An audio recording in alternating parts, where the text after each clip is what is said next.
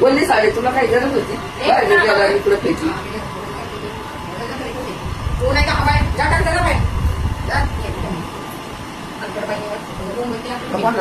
काही घर बघायला ठीक कसं कळते बघ तेवढं कसं कळते चाफ्टर बाई आहे निवड हुशार आहे हुशार नाही सारखं कुठे चांगला पायावर समोरचा मध्ये इकडे शिकायचं